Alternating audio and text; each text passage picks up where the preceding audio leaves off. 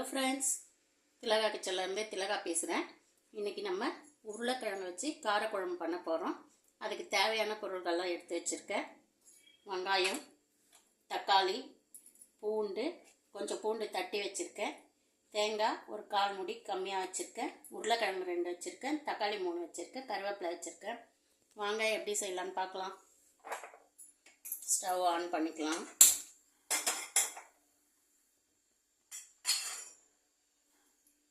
எண்ணெய் ஊற்றிக்கலாம். நல்லெண்ணெய் ஊற்றிக்கிறேன். நான் காரக்குழம்புக்கு எப்பவுமே நல்லெண்ணெய் ஊற்றினா டேஸ்ட் நல்லாயிருக்கும். கொஞ்சம் நல்லெண்ணெய், கொஞ்சம் கோல்டு வின்னர் ஊற்றிக்கிறேன். ஏன்னா தேங்காய் அரைச்சி ஊற்ற போகிறோம், அதனால ஃபுல்லாக நல்லெண்ணெய் சேர்க்கல. கொஞ்சம் கோல்டு வின்னர் ஊற்றிக்கிறேன். எண்ணெய் காயிட்டோம். எண்ணெய் காஞ்சிச்சு. கடுகு, உளுந்து,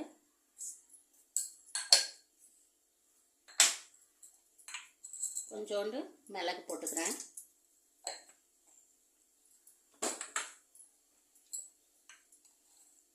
கொஞ்சம் சீரகம்,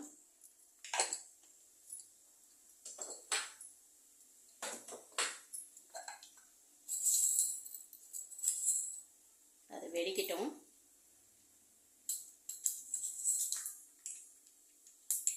நல்லா வெடிக்கட்டும். வெடித்த உடனே கொஞ்சோண்டு வெந்தயம்,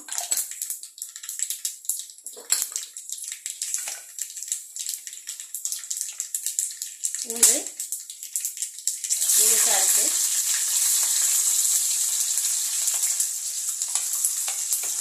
போட்டு வதக்கிக்கலாம். ஒரு நிமிஷம் வதங்கின உடனே தட்டி வச்ச பூண்டு.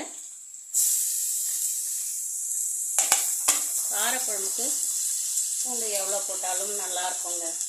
பூண்டு நமக்கு உடம்புக்கு நல்லது தான். முழுசாக சாப்பிட மாட்டாங்களேன்றதுக்காக கொஞ்சம் முழு பூண்டும் தட்டி கொஞ்சம் பூண்டும் வச்சுருக்கேன். இப்படி பண்ணும்போது டேஸ்ட் நல்லாயிருக்கும்.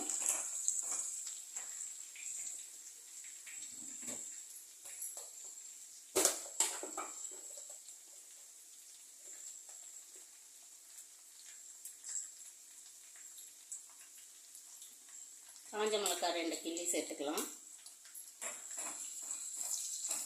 வடவும் சின்ன வெங்காயத்தில் போட்டது. இதிலேயே எல்லாம் இருக்குது, இருந்தாலும் நம்ம மிளகு சீரகெல்லாம் கொஞ்சம் ஆட் பண்ணிக்கிறோம்.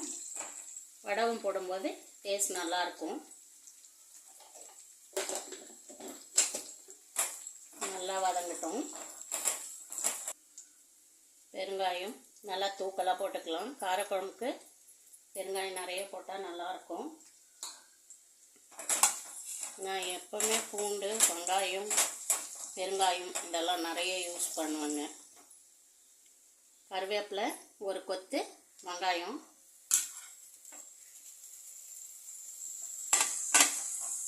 நல்லா வதக்கிக்கலாம். நல்லா வெங்காயம் வதங்கட்டும். வெங்காயம் வதங்கிறதுக்கு கொஞ்சம் சால்ட் போட்டுக்கலாம். நல்லா வதங்கட்டும். வதங்குற வரைக்கும் வெயிட் பண்ணலாம். வெங்காயம் நல்லா வதங்கிடுச்சு. இப்போ தக்காளியை போட்டு வதக்கிக்கலாம்.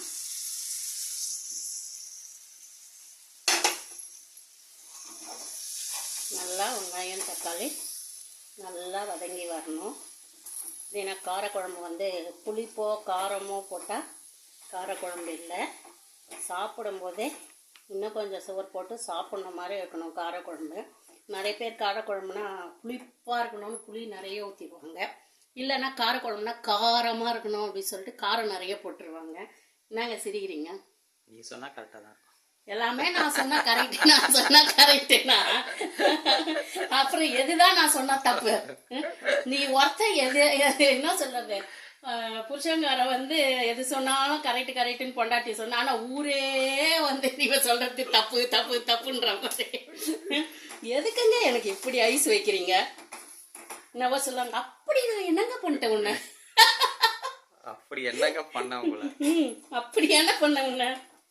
காரக்குழம்பா வச்சு போட்டு தள்ளனா? அது என்னது, என்ன சொல்றதுன்னு எனக்கே தெரியல. சரி, இப்போ இந்த வெங்காயம் தக்காளி எப்படி இருக்கணும்னு சொல்லுங்க. தேன் மாதிரி இருக்கணும். தேன் மாதிரி இருந்தா பாயாசமா பண்ண போற, பஞ்சாமிரதம் பண்ண போறியா? பாயாசம் இது காரகம். அப்படி இல்ல, நான் வெங்காயம் தக்காளி தான் எப்படி இருக்கு நாக்குல இருக்கணும்னு காரமும் கேக்குறேன். இருக்கணும் ஸ்வீட்டும் இருக்கணும். அப்படி இல்ல, இந்த வெங்காயம் தக்காளி எப்படி இருக்கணும்னா அக்கா தங்கச்சிங்க இழைவாங்க தெரியுங்களா, அப்படியே ஒன்னா பின்னி பிணைஞ்சி அந்த மாதிரி இந்த வெங்காயம் தக்காளி வந்து பின்னி பிணைஞ்சி குழஞ்சி வரணும் நல்லா. இப்ப ஏன் காமிக்கிறேன், இப்ப பிரிஞ்சுதான் இருக்குது இல்லையா. இப்ப வெங்காயம் தக்காளி வந்து நம்ம வதக்குற வதக்குல அக்கா தங்கச்சி மாதிரி குழஞ்சி வரணும். அது எந்த பதத்துல வருதுன்னு நல்லா வதக்கி முடிச்ச பிறகு காமிக்கிறேன் பாருங்க. வெங்காயம் தக்காளி நல்லா வதங்கிடுச்சு. இதுல தக்காளி எங்கன்னே கண்டுபிடிக்க முடியுதாப்பா? அக்கா தங்கச்சிக்குள்ளேயும் தங்கச்சி அக்காக்குள்ளேயும் ஒளிஞ்சிருக்குது, மிக்ஸ் ஆயிடுச்சு. அதை நம்ம இப்போ வந்து பிரிக்கவே முடியாது. இன்னும் நல்லா வதக்கிக்கிட்டு இப்போ நம்ம வந்து உருளைக்கிழங்கு கொஞ்சம் ரொம்ப பெருசாக இல்லாமல் திட்டமாக பண்ணி வச்சுருக்கேன். ரொம்ப பெருசாக இருந்தால் அந்த மசாலா வந்து அதில் ஊறாது உருளைக்கிழங்குல அவ்வளோ சீக்கிரம். அதனால் கொஞ்சம் மீடியம் சைஸாக கட் பண்ணிக்கோங்க. இதில் வேணுன்றவங்க முருங்கைக்காய் கத்திரிக்காய் கூட மிக்ஸ் பண்ணிக்கலாம். நான் உருளைக்கிழங்கு மட்டும் போட்டிருக்கேன், அதான் இருக்குது. அதனால் இந்த உருளைக்கிழங்கு கொஞ்சம் நேரம் வதக்கிக்கலாம். அதுவும் வெந்துடும் வதக்கிறதுல. நல்லா வதக்கிக்கலாம். நல்லா வதங்கிட்டு இருக்கு. உருளைக்கிழங்கும் வதங்கிடுச்சு. அப்படியே போட்டுக்கிற உருளைக்கிழங்கு வேக வச்சா என்ன? இல்லை வேக வைக்கலப்பா. வேக வச்சா ஒரு குக்கர் பாத்திரம் அதிகமாகும். அதனால தான் வந்து குட்டி குட்டியாக கட் பண்ணி போட்டேன். வேக வைக்க வேண்டாம். மஞ்சத்தூள் வந்து ஒரு 1/4 டீஸ்பூன் போட்டுக்கலாம்.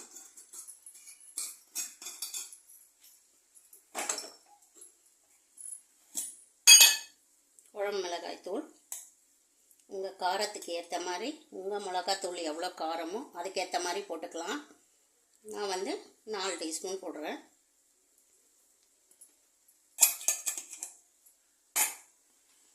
சமையலை பொறுத்த வரைக்கும் உப்பு காரம் புளிப்பு இதெல்லாம் உங்கள் குடும்பத்துக்கு ஏற்ற மாதிரி நீங்கள் பண்ணிக்கலாம்.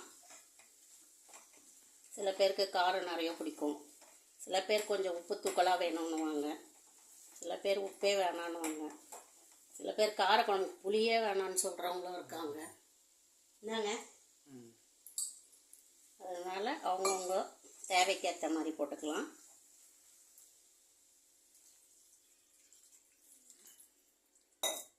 தண்ணி ஊற்றி மிக்ஸ் பண்ணிவிட்டு இப்போ உருளைக்கிழங்கு நல்லா வேகட்டும். இது வேகிறதுக்குள்ளே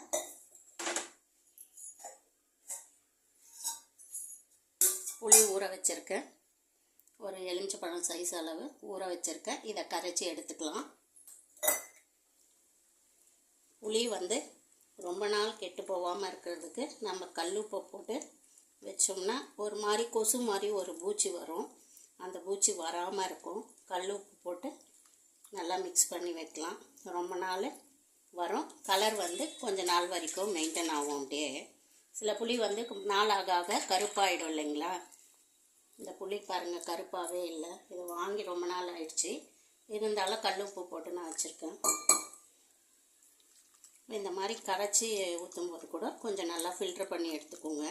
அதில் கொட்டை இருந்துச்சுன்னா அந்த கொட்டையில் நம்மளுக்கு கொஞ்சம் ஒரு மாதிரி மணல் மாதிரி இதுவாக இருக்கும். அதெல்லாம் வந்து நம்ம கொட்டையை எடுத்துட்டு புளி வாங்கும்போதே கொட்டையை எடுத்துட்டு கல் உப்பு போட்டு வச்சிங்கன்னா கெட்டு போகாமல் இருக்கும். சுத்தமாக புளியும் இருக்கும். நம்மளுக்கு நல்லா கரைச்சி வச்சுக்கலாம். உருளைக்கிழங்கு வந்து வேகட்டும். வெந்த பிறகு தான் புளி வந்து கரைச்சதை ஊற்றணும். முதல்ல ஊற்றிட்டோம்னா காய் வந்து நம்மளுக்கு வேகாது. உருளைக்கிழங்கு நல்லா கொதிக்குது. புளி கரைச்சி வச்சுட்டேன். இப்போ வந்து தேங்காய் எடுத்து வச்ச தேங்காவை குட்டி குட்டியாக கட் பண்ணிக்கிறேன். கட் பண்ணிவிட்டு கொஞ்சம் 1/2 டீஸ்பூன் வந்து சோம்பு போட்டுக்கிறேன். இதை நம்ம பேஸ்ட்டு மாதிரி அரைச்சி எடுத்துன்னு வந்துடலாம். நல்லா குழம்பு வந்து கொதிக்குது. திக்காகவும் ஆயிடுச்சு. உருளைக்கிழங்கு வெந்துடுச்சான்னு பார்க்கலாம்.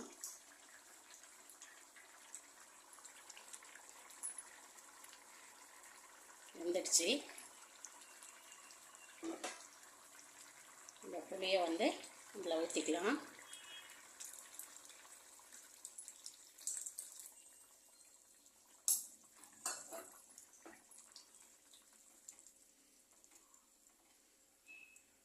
டேஸ்ட் பாருங்க.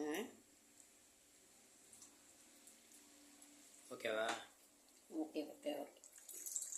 இந்த அடியில் ஏன் நிறுத்தினேன்னா கொஞ்சம் அழுக்கு இருக்கும் இல்லைங்களா, அதனால எடுத்துட்டேன். இப்போ ஓகேவா, அதை தான் ஃபில்டர் பண்ணி போடணும். நல்லா மிக்ஸ் பண்ணிக்கோங்க. இந்த புளியில் இருக்க பச்சை வாசனை போகணும். கொஞ்சம் நேரம் வெயிட் பண்ணிவிட்டு அதுக்கப்புறம் நம்ம தேங்காவும் சோம்பும் போட்டு அரைச்சி வச்சுருக்கேன் அந்த விழுதை வந்து இதில் ஊற்றிடலாம். வெயிட் பண்ணலாமா? வெயிட் பண்ணலாம். கொஞ்சம் உப்பு கம்மியாக இருக்குது, உப்பு போட்டுக்கலாம்.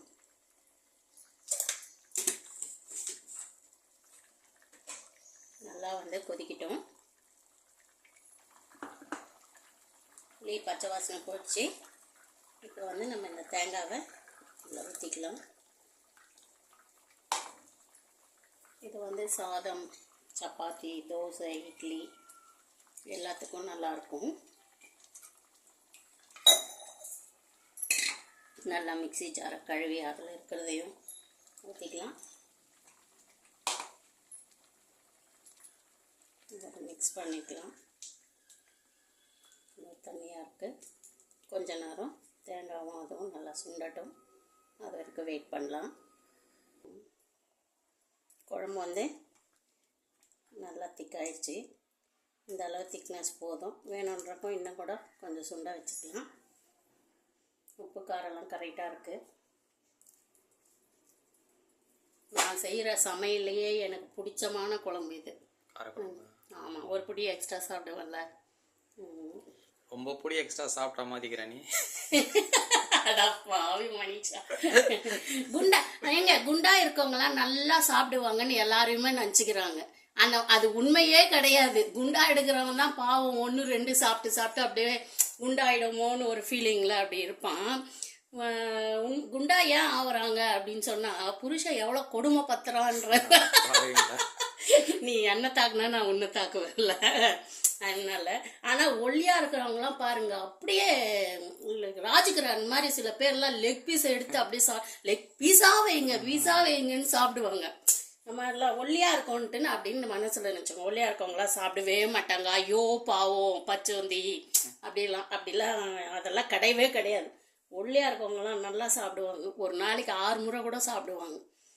குண்டாக இருக்கிறவங்களாம் சாப்பிட மாட்டாங்க. அதுக்கு உதாரணம் என்ன சொல்லலாம், நாங்கள்லாம் வந்து ஒரு மூட்டை அரிசி எடுத்தால் நான் வந்து 6 மாதம் யூஸ் பண்ணுவேன். 3 பேர் இருக்கிற ஃபேமிலியில் ஒரு மூட்டை அரிசி 6 மாதம் யூஸ் பண்ணுறோன்னா அப்போ நாங்கள் எந்த அளவு சாப்பிடுவோன்ட்டுன்னு இந்த வீடியோ பார்க்குறவங்க கமெண்ட் பண்ணுங்கள். இப்போ இந்த குழம்பு வந்து ரெடி ஆயிடுச்சு. இந்த ஆஃப் பண்ணிடலாம். கொத்தமல்லி தழை இருந்தால் போட்டுக்கோங்க, என்கிட்ட இல்லை. ஆஃப் பண்ணிடலாம். இந்த வீடியோ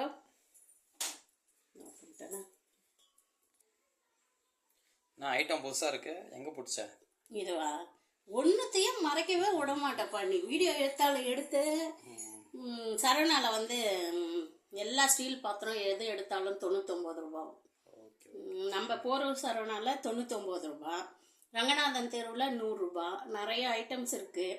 எல்லாம் ஸ்கூல் பர்ச்சேஸ் பண்ணுறவங்க இதையும் அதை பர்ச்சேஸ் பண்ணுறதுக்கு பதில் சரவணா ஸ்டோரில் 100 ரூபா பாத்திரம் தான் பர்ச்சேஸ் பண்ணிட்டு போகிறாங்க. இந்த வீடியோ பிடிச்சிருந்தா லைக் பண்ணி ஷேர் பண்ணி கமெண்ட் பண்ணுங்கள். ஓகே, பாய்.